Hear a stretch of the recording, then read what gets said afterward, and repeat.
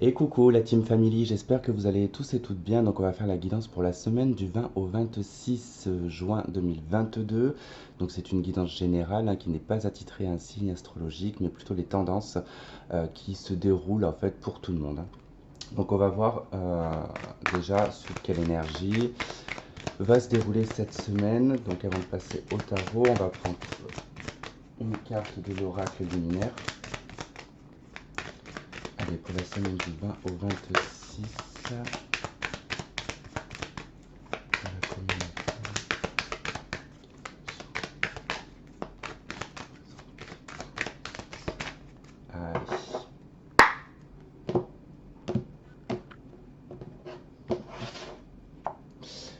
Alors, nous avons la patience. Ok, la carte numéro 12. Lâcher prise, c'est le pendu dans le tarot de Marseille. Donc, en dos de deck, nous avons le chakra sacré. Donc, on nous parle de passion, d'abondance. Donc, on est plutôt ici, vous voyez, je ne sais pas si vous voyez, mais on a une femme enceinte. Donc, ça va très bien avec la carte de la patience parce qu'il doit y avoir quelque chose qui est en train de mûrir, un projet, quelque chose. Attendez, je vais fermer la fenêtre parce qu'aujourd'hui, c'est coupage de haies dans ma cour derrière. Donc, du coup, ça fait du bruit. Alors, qu'est-ce qu'on a qui accompagne cette carte de la patience? Nous avons le désert. Ok, bon. Notre deck, on a l'eau. Ouais, c'est comme si qu'en fait, on attendait quelque chose. Alors, c'est drôle parce que quand on voit vraiment le désert et la carte de l'eau, en fait, en dos de deck, c'est comme si qu'il y avait quelque chose qui manquait à être hydraté. Euh, Comment dire? C'est-à-dire qu'on attend quelque chose qui est en train de nous essouffler, qui est en train de nous rendre un peu plus aride, en fait. On n'y voit pas forcément le bout du chemin. On ne sait pas comment en fait on va pouvoir trouver. Je vais imager la situation, mais c'est comme si vous marchiez dans le désert et que vous cherchiez en fait à boire, en fait, à vouloir boire de l'eau, et que ça devenait difficile parce que c'est rare de trouver de l'eau en fait dans un désert. Donc on vous demande en fait d'être patient, même si vous traversez une période aride et stérile, parce qu'il y a quelque chose qui est en train de mûrir, d'accord? Donc c'est une semaine qui va être un petit peu lourde, je pense. Alors n'oubliez pas, je crois que c'est déjà le cas, mais Saturne est rétrograde, donc du coup Saturne, elle pose beaucoup de restrictions, elle nous demande en fait à revoir un petit peu nos valeurs, à revoir un petit peu ce que l'on veut mettre en place, euh, mais pour du long terme en fait, c'est-à-dire qu'elle nous laisse pas. Elle est dure, Saturne rétrograde, mais ce qui est bien avec cet aspect-là, c'est que euh, on peut prendre le temps, en fait. On peut pas se casser la gueule, quelque part. C'est pas comme si on était dans une action de rapidité où on devait prendre une décision. Saturne, elle oblige, en fait, voilà, à réfléchir, à poser le pour et le contre et à être sûr de ce que l'on fait.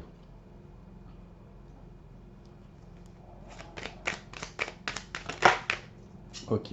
Et ben voilà, on a la carte de la destinée qui a sauté. On a le patrimoine dans notre deck, l'héritage, négociation. Ok. Bon, quoi qu'il en soit, peu importe le domaine, peu importe le sujet qui vous travaille actuellement, donc on voit que effectivement, voilà, ça demande de la patience pour traverser cette période qui est plus ou moins aride et stérile. En fait, c'est ce qui va vous permettre en fait de prendre une nouvelle destinée. Les choix, les décisions que vous allez prendre en fait vont vous amener vraiment à une nouvelle porte. Allez, on y va avec le tarot. Allez, pour la semaine du 20 au 26 juin 2022. La communauté.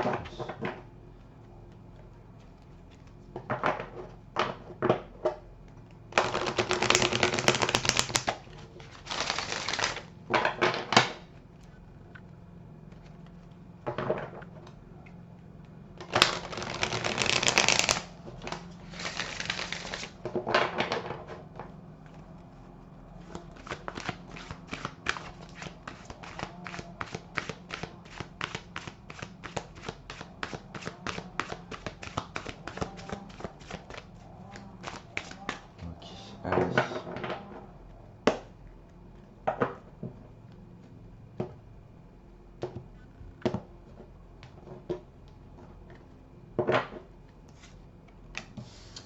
7 de bâton, 5 de bâton, oula, cavalier de bâton, 8 d'épée et l'impératrice. Ok, oula, c'est une semaine assez compliquée quand même, hein. Je vais pas vous le cacher, ça peut toucher le cadre professionnel. On a la 8 de denier en dos de deck, hein. Alors, clairement, cette semaine-là, elle va être un petit peu sur la défensive, hein. Grosso modo, là, ce que l'on peut constater, c'est que il peut y avoir des prises de tête. Alors, là, on parle vraiment de divergences d'opinion, de conversations et de communication qui sont pas du tout fluides, hein, pour le coup, hein. Là, on avait le désert, alors en dos de deck, on avait l'eau, donc il y a vraiment un problème dans la fluidité et dans les échanges. Et là, en fait, avec la 7 de bâton, on est complètement en fait sur la défensive. On protège quelque chose. Alors peut-être qu'on protège son opinion, c'est possible, hein. Son opinion, sa façon de faire, sa façon de vivre, ses valeurs, peu importe, hein, vous l'adaptez à votre situation. Et ça emmène en fait une forme de conflit, peut-être face à d'autres personnes. Parce que là, on voit que avec le cavalier de bâton, bon, il y a quand même une instabilité dans toute cette énergie-là, parce que là, on a beaucoup de bâtons, beaucoup de feu. Donc, il y a quand même une certaine dynamique. Alors, c'est peut-être que c'est Mars qui va vous pousser, en fait, à ces énergies-là, peu importe le signe astrologique, hein. Mais voilà, ça peut en tout cas pousser certaines personnes à être un petit peu plus énervées, à être un petit peu plus speed et un petit peu plus impulsif. Et je dirais que presque limite on contient ici, hein. On contient une colère, on contient des choses que l'on a envie de dire. On se sent un petit peu instable. Alors il est probable, hein, que justement vous vous comportiez et que vous verbalisez aussi, hein, des choses parce que vous contenez trop de choses. Et ce que vous allez verbaliser ou le comportement que vous allez avoir ne va pas du tout être adapté en fait, hein. Il va certainement se voir. Euh, Là, on peut parler des échanges et des communications, des courriers, qui peut être lié aux professionnels. En tout cas, il y a peut-être des allers-retours, il y a peut-être du mouvement instable en fait, hein, dans votre vie professionnelle et peut-être que ça vous énerve et que ça vous agace. Là, on peut être aussi complètement sur quelque chose où on a l'impression de toujours devoir euh, en faire plus, en faire trop. Ce que l'on fait ne va jamais quelque part, hein. Il y a comme cette notion-là en fait, que tout ce que l'on fait ne convient pas, ne satisfait pas. Alors c'est pas vous que ça ne satisfait pas, c'est plutôt les autres, hein, je dirais, c'est ce qui est en face de vous. Euh, je dirais pas que c'est sentimental, hein, pour le coup, parce que bon, bah, je vais vous faire un truc sentimental après, mais on voit que ça emmène quand même pas mal de frustration, ça emmène beaucoup de blocages, on se ferme au niveau mental, hein. C'est-à-dire que là, on va extrapoler les choses. Alors en plus, c'est une semaine, si je dis pas de bêtises, il me semble qu'il y a la nouvelle lune, alors il faut faire super attention parce que c'est une nouvelle lune qui va être en cancer et que le cancer, en fait, enfin, avec la lune qui va se retrouver en cancer, en fait, ça va, comment dire, ça va peut-être apporter beaucoup d'imagination, beaucoup d'illusions aussi. On va peut-être s'imaginer pas mal de choses, extrapoler pas mal de choses. Avec l'impératrice, ça peut concerner un projet, hein, c'est-à-dire que on a envie de faire quelque chose en fait, on a envie de faire un projet ou alors il y a un projet qui est déjà en cours mais qui se voit un petit peu compromis, un petit peu bloqué.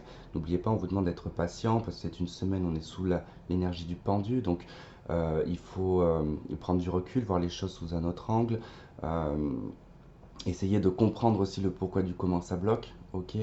Et là, on vous demande en fait juste d'être patient et d'attendre en fait, hein, de laisser passer, de laisser couler cette énergie qui est un petit peu trop dynamique en fait. Bon, j'espère en tout cas que ça va être facile à vivre parce que là je suis en train de penser à moi et que je suis en train de me dire qu'il va falloir que je me calme parce que étant bélier forcément moi j'aurais été hyper impacté mais bon, euh, c'est pas que les béliers en fait c'est tout le monde. Je pense qu'il y a un gros agacement général en fait, que ce soit dans le professionnel ou que ce soit dans la vie courante en fait, hein. Je pense qu'on est face à des choses qui nous agacent et qui nous énervent. Moi, je le vois que ce soit au travail ou que ce soit dans la vie quotidienne avec des fois bon, bah, des personnes que je vais croiser ou des rencontres que je vais faire, ils me mettent hors de moi. C'est des fois assez impressionnant comment en ce moment les choses me mettent des fois hors de moi. Mais ça passe assez vite quand même. Mais voilà, il faut essayer de comprendre en fait. Il ne faut pas se fermer, je vais interroger quand même là cette 5 de bâton et cette 8 d'épée.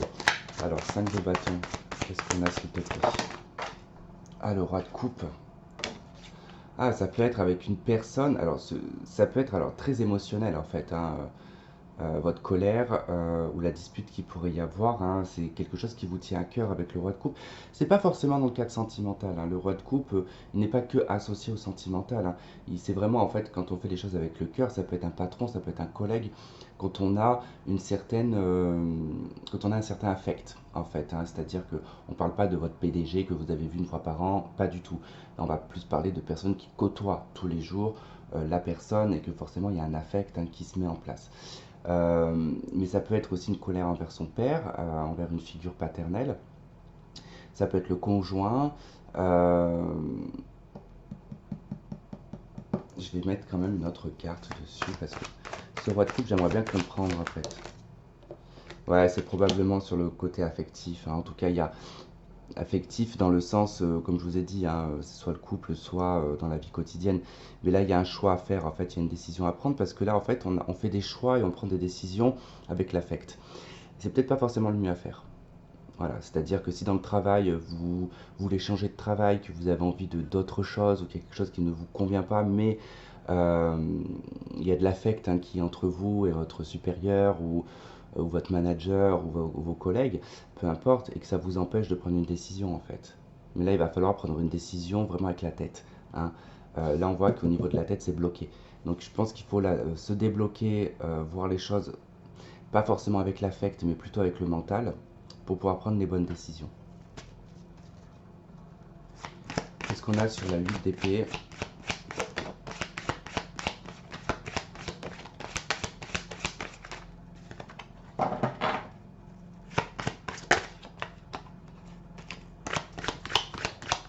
Une carte, s'il te plaît. La reine de coupe. Ouais, bah c'est ça en fait, hein. C'est bien sur un côté purement affect. Parce que là, ce qui vous bloque en fait, c'est le côté reine de coupe. Euh, Au niveau mental, c'est exactement ce que je vous disais. Là, on a quand même une maîtrise au niveau émotionnel avec le roi de coupe, hein, quelqu'un de stable, hein, au niveau affectif, au niveau émotionnel, au niveau, comment dire, c'est quelqu'un en fait, le roi de coupe, c'est vraiment quelqu'un qui ne fait pas de différence en fait, hein. Il donne à tout le monde et à la même hauteur. Mais là, avec la reine de coupe, il y a quand même le côté où on intériorise beaucoup les choses, on imagine beaucoup les choses aussi, on est touché, hein, la reine de coupe est beaucoup plus touchée que le roi de coupe, hein. Et c'est ça en fait, hein, cette reine de coupe avec ce 8 d'épée, c'est qu'on est bloqué par justement cet aspect imaginaire, par cet aspect euh, affect, hein. C'est-à-dire que là, on pense trop aux conséquences et à ce que ça pourrait toucher au niveau des autres, hein. Elle se préoccupe beaucoup plus que le roi de coupe, hein. Le roi de coupe, il n'a aucun souci à se faire parce qu'il sait qu'il donne et il équilibre les choses pour tout le monde. Mais la reine de coupe, elle doute toujours de savoir si réellement elle a donné. Et elle se dévoue beaucoup aux autres. Donc là, il y a vraiment le côté, en fait, où on se dévoue énormément, alors que, alors qu'il ne faut pas. Après, j'ai un autre message qui me vient, mais pour certaines personnes, c'est peut-être une grossesse qui vous bloque. Peut-être au niveau professionnel.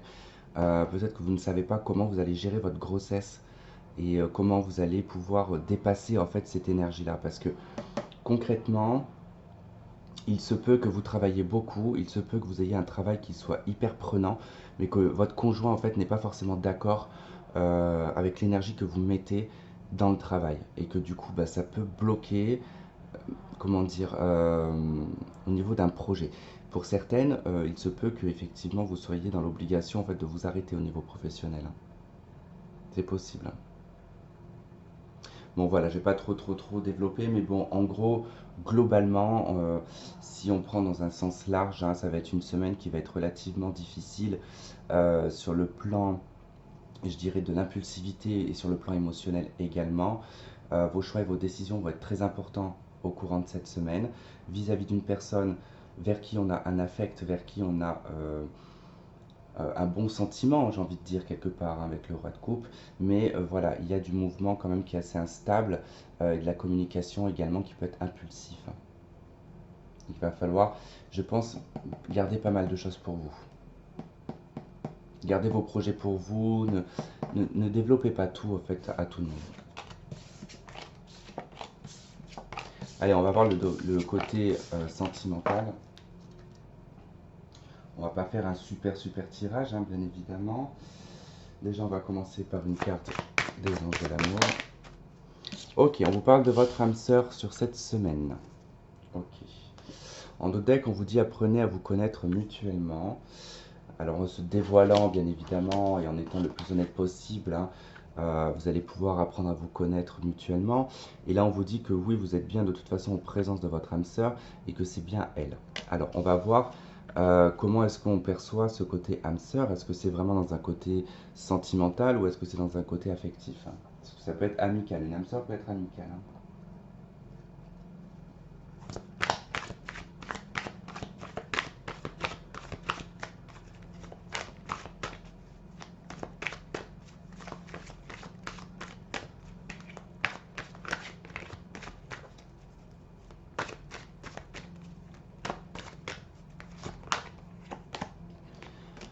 Alors on a le divertissement.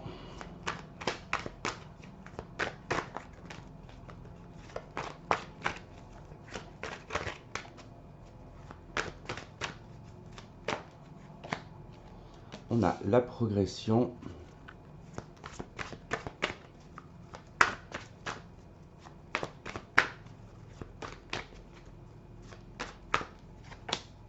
Et le consultant ou la consultante. Bon, bah c'est plutôt, je dirais, au niveau de cette semaine, on n'est pas trop dans le côté recherche, je dirais, d'amour, de stabilité ou de mise en couple, hein.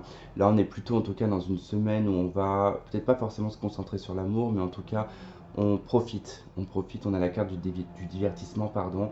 Donc, on peut parler de sortie, on peut parler voilà, de moments sympas avec des amis, avec des collègues, avec des rencontres aussi, hein. On peut faire des rencontres sur Internet, mais sans forcément aller au-delà, c'est-à-dire de juste aller boire un verre, de discuter, d'apprendre à se connaître. On voit qu'il y a une progression, donc ça permet en fait de vous évoluer, vous, hein, en tant que consultant ou consultante, puisqu'elle est ressortie. Donc vous évoluez en fait sur le plan sentimental et affectif. Alors c'est possible, hein, qu'effectivement pour certains, vous rencontriez votre âme sœur sur cette semaine, grâce justement peut-être à une sortie que vous allez faire et que ça va être à ce moment-là que vous allez rencontrer cette personne.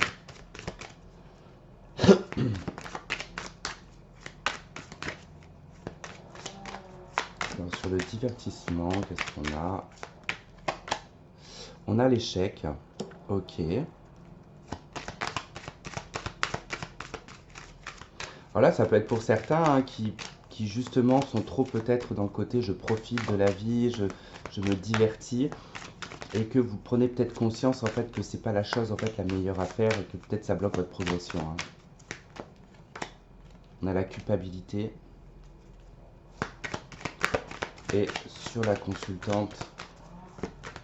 Donc là, du coup, l'oracle des miroirs vient un petit peu noircir l'oracle coup de cœur, hein. Et le boomerang. Ok. Bon, super. Et on a la carte de l'homme en dos de deck. Donc bon, on nous parle bien ici de... On a l'homme, projection et la femme, hein. Donc bon, pour moi, c'est en lien avec quelqu'un que vous connaissez déjà. Alors peut-être que ça vous empêche d'avancer parce que pour certains d'entre vous, vous considérez cette personne probablement comme une âme sœur ou comme une personne assez spéciale avec un lien assez spécial. Donc vous vous êtes peut-être dit en fait que ok, moi je vais profiter de la vie, je vais m'amuser, je vais progresser dans ce sens-là, mais vous prenez peut-être conscience que effectivement ce n'est pas comme ça en fait que les choses vont s'arranger. Ce n'est pas avec le divertissement ou peut-être parce que cette carte-là, ça peut être tout simplement voilà, euh, on a des relations sans lendemain, on s'y attache pas. Et puis, on se rend compte en fait que c'est un total échec, que on n'a pas réussi à rencontrer quelqu'un d'autre, on n'arrive pas à s'attacher à quelqu'un d'autre parce que on a été en lien avec une âme sœur. Et que là, en fait, on pensait pouvoir progresser en faisant comme ça, en se prenant pas la tête, mais on culpabilise en fait peut-être à chaque fois qu'on rencontre une personne parce que justement il y a ce lien qui revient en permanence avec le boomerang, on fait que y penser. Ça ne veut pas dire le boomerang que cette personne revient, mais ça veut simplement dire en fait que voilà, vous le prenez dans la face à chaque fois, c'est-à-dire que vous rencontrez une personne, vous pensez que ça peut le faire et puis très rapidement en fait vous vous rendez compte que les énergies de l'ancienne personne reviennent en vous, hein. Ça ne veut pas dire que vous le recroisez, mais ça veut dire que vous y repensez, vous avez peut-être des flashbacks et vous vous dites non, c'est pas possible avec cette personne parce que je suis toujours pas détaché de l'autre personne. Donc je pense qu'il y a un travail à faire aussi là-dessus parce que c'est pas anodin si c'est ressorti. Qu'est-ce que je vais mettre d'autre comme carte là-dessus parce que ok, je vais voir avec pour compléter. Ok, l'ordre. Ouais, il faut remettre de l'équilibre en fait dans la vie sentimentale, hein. Il y a des choses à méditer, il y a des fins, en fait, il y a des choses qui sont terminées avec un homme, avec qui d'ailleurs eh ben, il y a un lien assez particulier. Il y a eu aussi une trahison, il y a eu des blessures. Et il faut méditer pardon, sur cette fin qui est actée déjà pour moi. Méditer là-dessus, hein, parce que c'est ça aussi votre traversée du désert quelque part.